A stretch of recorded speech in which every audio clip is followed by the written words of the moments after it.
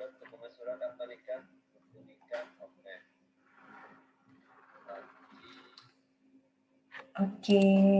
baik. Selamat pagi Bapak Ibu sekalian. Berikut adalah video tentang penggunaan aplikasi MySAPK untuk pemuktahiran data mandiri. Mudah-mudahan video ini bisa memudahkan Bapak Ibu dalam melakukan proses pemuktahiran data mandiri. Sebelumnya, kita bisa melakukan login melalui web, ya, karena saya mencontohkan melalui web di MySAPK BKN Go ID, ya. Bapak Ibu bisa melakukan login dengan user password yang sudah Bapak Ibu setting sebelumnya. Kita mulai dengan proses login. Nah, di sini kalau instansi Bapak Ibu sudah diberikan jadwal untuk melakukan pemuktahiran data mandiri, Bapak Ibu bisa langsung melakukan updating data mandiri di menu pemuktahiran data mandiri. Pertama, kita pilih menu atau tombol lengkapi data mandiri. Ya, kemudian yang pertama kali Bapak Ibu harus lakukan adalah memilih unit verifikasi. Jika pilihan unit verifikasi ini belum ada, Bapak Ibu belum bisa melakukan pemuktahiran data mandiri. Pilihan unit verifikasi ini dilakukan oleh admin. Jadi admin akan melakukan setting unit-unit mana saja yang di-set sebagai unit verifikasi. Nah, pertama saya akan memilih unit verifikasi saya dulu. Kalau Bapak Ibu lihat, di sini ada 12 riwayat yang harus dimuktakhirkan datanya. Namun tidak semua riwayat ini harus Bapak Ibu muktahirkan jika memang Bapak Ibu tidak punya riwayatnya. Seperti contoh, saya tidak memiliki riwayat peninjauan masa kerja. Ya, kalau saya tidak memiliki riwayat peninjauan masa kerja, maka saya bisa langsung melakukan klik saya tidak memiliki data pemuktahiran peninjauan masa kerja. Ya, lalu akan dikonfirmasi apakah Anda yakin? Iya. Nah, nanti otomatis di kondisi depan kita sudah langsung di set selesai karena kita tidak memiliki datanya. Berikutnya lagi misalnya saya tidak punya organisasi, ya, contohnya saya tidak punya riwayat organisasi, saya tinggal melakukan klik saya tidak ada data riwayat organisasi, lalu dikonfirmasi, ya. Nah, ini hanya Bapak Ibu lakukan jika memang Bapak Ibu tidak punya riwayat terhadap riwayat tersebut, ya, tidak memiliki data terakhir terhadap riwayat tersebut. Untuk riwayat yang lain, Bapak Ibu cukup melakukan updating satu data terakhir atau menambahkan satu data terakhir terbaru jika memang data yang ada di dalam MySAPK ini belum terupdate. Kita mulai dari riwayat ubah profil. Riwayat ubah profil ini bisa Bapak Ibu lakukan berkali-kali, ya, karena ini bisa jika ada perubahan alamat, nomor telepon, Bapak Ibu bisa langsung melakukan perubahan di sini. Yang pertama adalah terkait foto, Bapak Ibu bisa melakukan unggah foto. Jika sudah selesai, Bapak Ibu bisa melakukan simpan, ya. Oke, setelah profil bersih, oke. Nah, kemudian Bapak Ibu bisa melengkapi nih alamat domisili, nomor telepon, nomor handphone, sama email dinas jika memang data yang ada di sini itu belum sesuai. Saya akan mencoba mengupdate email dinas saya.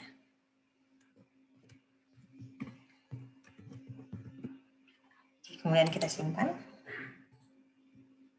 Oke, sudah selesai. Nah, selanjutnya adalah data pendukung lainnya. Ya, di sini ada NIK, agama, lokasi kerja, akta kelahiran, NPWP, dan lain-lain. Ini semua bisa Bapak Ibu isi datanya sesuai dengan dokumen yang Bapak Ibu miliki. Oke, sekarang saya lanjut ke riwayat berikutnya. Ya, untuk riwayat pangkat dan golongan, di sini Bapak Ibu bisa lihat jika riwayat pangkat dan golongan Bapak Ibu sudah sesuai dengan data yang terakhir, misalnya kita bisa melakukan ubah data. Jadi untuk membuat status belum selesai menjadi data tersebut selesai, Bapak Ibu tetap harus melakukan updating satu data terakhir ya. Kalau di sini kita lihat datanya sudah sesuai semua, saya klik lanjutkan.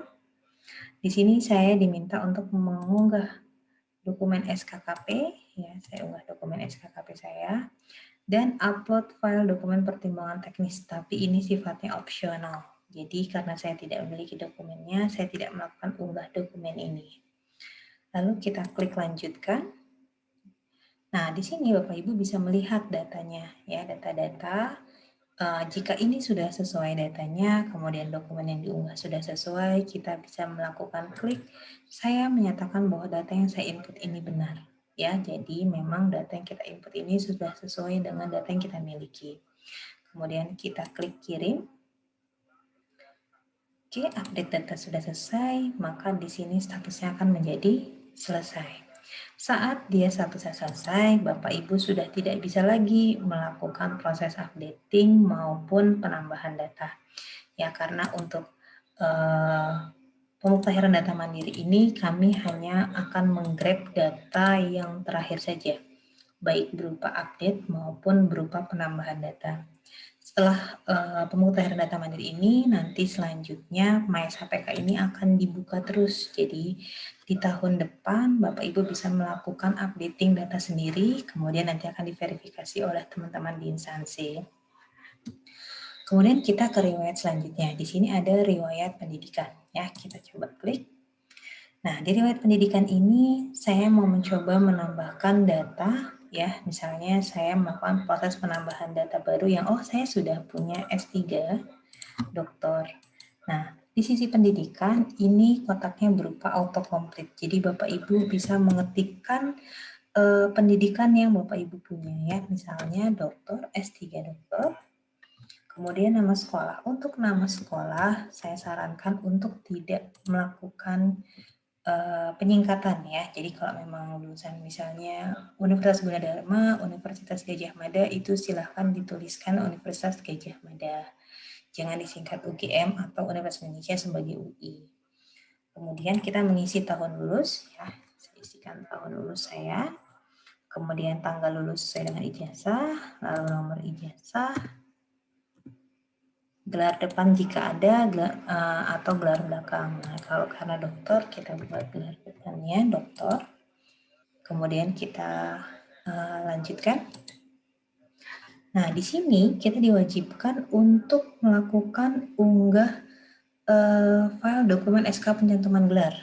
Ya, ini berlaku untuk pendidikan yang bukan pendidikan pertama. Ya, kalau dia pendidikan pertama, kita tidak perlu ini karena emang itu bawaan sewaktu kita diangkat menjadi CPNS. Tapi jika itu bukan pendidikan pertama, kita diwajibkan untuk melakukan upload file dokumen SK pencantuman gelar. Oke, kita tambahkan dokumennya, kemudian file ijazah, transkrip nilai, karena tidak ada tulisan opsionalnya, berarti ketiga dokumen ini sifatnya wajib ya. Kemudian kita lanjutkan. Nah, di sini kita akan melakukan pengecekan data. Jika sudah sesuai, saya klik, saya menyatakan bahwa data yang saya input benar, lalu kita kirim. Oke, tambah pendidikan sudah berhasil. Statusnya berubah menjadi selesai. Nah, riwayat berikutnya adalah riwayat jabatan. Mungkin Bapak Ibu yang sudah punya banyak riwayat jabatan, untuk pemutahiran data mandiri ini berfokus saja ke jabatan yang saat ini Bapak Ibu duduki. Ya, sebagai contoh saya melakukan penambahan baru untuk riwayat jabatan misalnya. Nah, di sini misalnya saya melakukan penambahan riwayat jabatan atau melakukan perubahan riwayat jabatan, Bapak Ibu harus memperhatikan jabatan apa yang Bapak Ibu duduki. Untuk jabatan struktural, Bapak Ibu harus memperhatikan di sini ada namanya unit organisasi atau UNOR. Kalau Bapak Ibu sekarang menjabat sebagai kepala bagian mutasi, maka Bapak Ibu harus memilih unit organisasinya adalah bagian mutasi. Ya, nanti secara otomatis nama jabatan dan eselon Bapak Ibu sekalian langsung muncul. Oh ya, saya sebagai kepala bagian mutasi di golongan 3A. Kalau Bapak Ibu jangan mengisikan, misalnya Bapak Ibu, oh saya kepala bagian mutasi, tapi unit organisasi saya di Biro SDM misalnya. Kalau Bapak Ibu mengisikannya ini unit organisasinya sebagai Biro SDM, maka yang muncul di nama jabatan adalah Kepala Biro SDM. Jadi khusus untuk jabatan struktural, unit organisasi diisi oleh jabatan yang Bapak Ibu duduki saat ini. Ya. Kemudian diisikan tanda jabatan, pelantikan, nomor surat keputusan, dan tanggal surat keputusan. Sedangkan untuk jabatan fungsional tertentu misalnya, nah unit organisasinya ini kita bisa pilih misalnya direktorat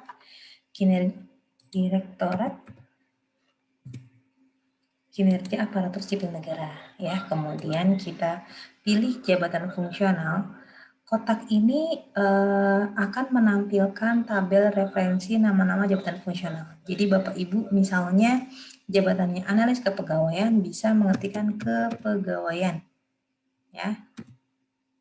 Atau mengetikkan misalnya seperti saya Pranata, saya mengetikkan komputer. Kalau agak lama dia menampilkan referensinya, ditunggu sampai referensinya muncul di bawahnya ya. Jadi kotak ini bukan free text, namun autocomplete gitu ya. Jadi kalau Bapak Ibu mengetikkan datanya seperti ini, kita tinggal pilih perangkat komputer ahli muda gitu ya. Kemudian kita pilihkan TMT jabatan, TMT pelantikan, lalu nomor SK-nya, dan tanggal surat keputusannya. Lalu kita klik lanjutkan. Di sini kita diwajibkan untuk mengupload SK jabatan dan upload dokumen surat pelantikan. Ini sifatnya opsional ya, opsional kalau memang Bapak Ibu memiliki surat SK pelantikan silahkan diunggah. Kita klik lanjutkan. Kemudian di sini kita bisa cek dulu datanya dan dokumennya sebelum kita submit ya. Saya menyatakan bahwa datanya saya input benar, lalu kita kirim. Oke. Kita sudah menyelesaikan 1, 2, 3, 4, 5, 6 riwayat. Kemudian misalnya saya lanjut ke riwayat CPNS-PNS. Nah, riwayat CPNS-PNS ini kita melengkapi data CPNS-PNS yang kita miliki ya. Jadi di sini kita melakukan ubah data. Jadi kalau Bapak Ibu lihat di sini tidak ada tambah data ya, kita lihat ubah data. Jadi di sini Bapak Ibu bisa melengkapi data-data yang masih kosong, yang masih dibutuhkan. Oke. Ini Bapak Ibu bisa isikan. Nanti di selanjutnya ada dokumen yang harus diunggah. Saya lanjut ke riwayat berikutnya saja. Nah, di riwayat diklat dan kursus, Bapak Ibu bisa melakukan penambahan diklat dan kursus, atau kalau memang selama ini atau teman-teman CPNS yang baru masuk dan belum mengikuti diklat atau kursus, bisa memilih saya tidak memiliki data diklat ya. Tapi kalau kita mau menambahkan data baru, kita cukup klik tambah baru. Kita pilih diklatnya, misalnya saya diklat fungsional, diklat Pranata Komputer misalnya, lalu institusi penyelenggaranya Badan Pusat Statistik Badan Kepegawaian Negara, misalnya, lalu nomor sertifikatnya, tahunnya 2020, tanggal mulainya kapan, tanggal 2021 ya, lalu sampai tanggal akhirnya kapan, lalu durasi jamnya, misalnya 20 jam. Lalu kita klik lanjutkan. Nah, di sini Bapak Ibu diminta untuk melakukan upload file dokumen sertifikat ya. Dokumen sertifikatnya kita unggah. Lalu kita lanjutkan. Nah, di sisi ringkasan kita bisa lihat nih data yang sudah kita input beserta dokumennya sebelum kita menyatakan bahwa data yang saya input benar. Lalu kita klik kirim. Oke. Nah, datanya sudah selesai. Kemudian kita lanjut ke riwayat keluarga. Di riwayat keluarga ini kita bisa menambahkan data orang tua, data pasangan, dan data anak ya. Jadi misalnya teman-teman CPNS atau teman-teman yang belum menikah itu bisa menambahkan data orang tua. Misalnya kita klik tambahkan data. Ya, karena data orang tua ini biasanya kita gunakan jika ada CPNS yang tewas dalam tugas ya, maka dan dia belum menikah, maka nanti pensiunnya akan diterima oleh orang tuanya. Nah, di sini Bapak Ibu tinggal menginputkan dia statusnya bukan PNS atau PNS ya. Kalau PNS diminta untuk memasukkan NIP-nya. Bapak Ibu bisa melakukan inputan. Saya coba contohkan ya.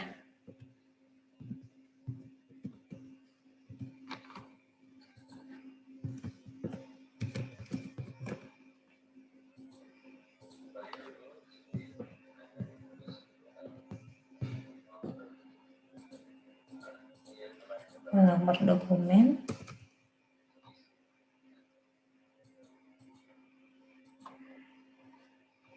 Terus isikan alamat, nomor handphone. Nah, ini kemudian ada statusnya hidup atau meninggal, status perkawinannya menikah, cerai, hidup, cerai mati, dan belum kawin. Kemudian ada pilihan agama, jenis kelamin, email, dan nomor telepon. Jadi ini untuk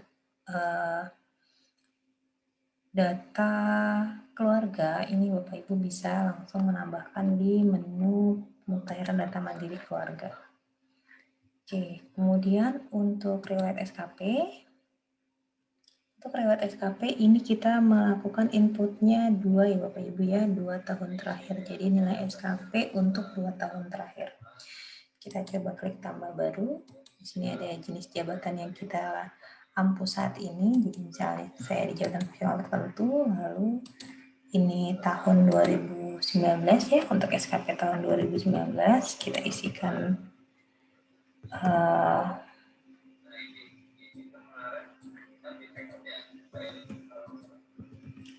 data-datanya. Nah, untuk data penilai dan data penilai itu kita free text ya. Jadi di sini free text Bapak Ibu bisa melakukan pengetikan data ya, atau melakukan updating data jika memang datanya belum ada.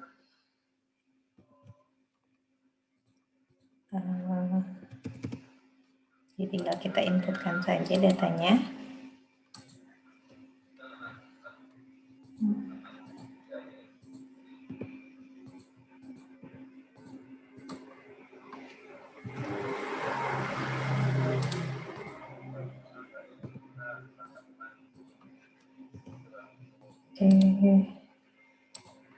Kemudian kita lanjutkan. Ya, di sini kita diminta untuk realisasi SKP-nya. Kita lanjutkan. Nah, di sini kita akan melakukan pengecekan data ya. Lalu kalau sudah, kita kirim. Oke.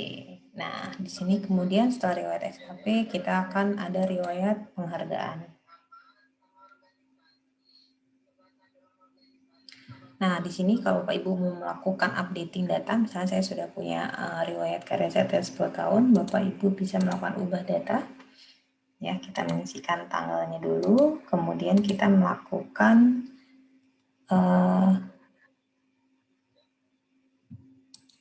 unggahan dokumen sertifikatnya ya. Oke, kita lanjutkan. Oke, kita nyatakan bahwa sudah benar. Kirim. Oke. Penghargaan selesai, organisasi selesai, kemudian CLTN. Ya, sama. Untuk sebenarnya hampir di semua riwayat itu mekanismenya sama ya. Jadi kita bisa ubah data kalau kita punya data CLTN, tapi kalau kita misalnya tidak punya data CLTN itu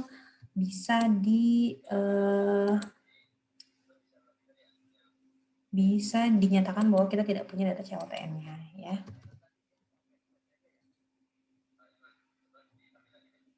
Oke, tanggalnya diisi ya. Di sini kita mengunggah dokumen SK CLTN-nya. Maaf. lanjutkan. Oke. Update-nya sudah selesai. Baik. Oke, nah. Bapak Ibu sebenarnya bisa melakukan history atau melakukan pengecekan ya dokumen-dokumen yang sudah data yang sudah kita ajukan perubahannya ke unit approval dan unit verifikasi. Nah, di sini kita bisa pantau data-datanya apa saja. Status ini nanti akan berubah dari input berkas, verifikasi, sampai dengan approval.